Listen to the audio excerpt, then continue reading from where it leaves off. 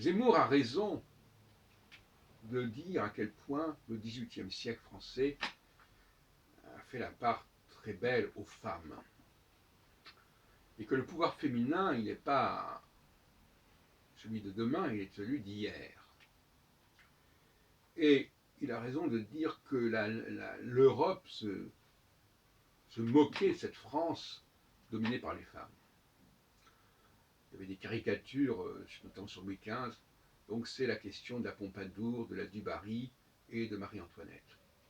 Donc la Révolution française, selon Zemmour, enfin, il y a peut-être d'autres qui l'ont dit avant lui, elle s'est faite contre les femmes. Et d'ailleurs, les femmes n'ont pas eu le droit de citer dans les assemblées françaises, et cela a duré longtemps d'ailleurs.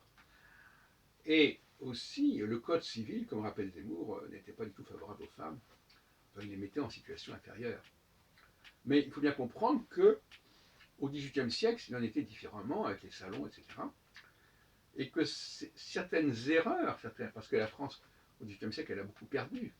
Elle a perdu ses colonies en Inde, au Canada, etc. Le traité de Paris de 1763, 83, 63.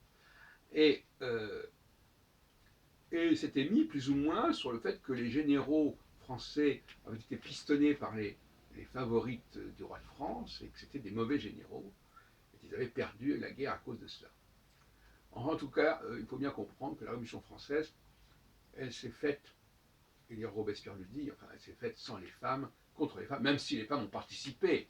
Bien sûr, on le voit dans le film d'ailleurs, Le Peuple et son roi. Mais je veux dire que ça n'a jamais été en faveur des femmes, c'était au contraire pour les contrôler, car elles avaient joué un rôle excessif au XVIIIe siècle.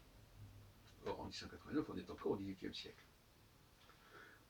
Donc, je veux dire par là que l'utopie d'un pouvoir féminin, elle s'était déjà réalisée plus ou moins au XVIIIe siècle.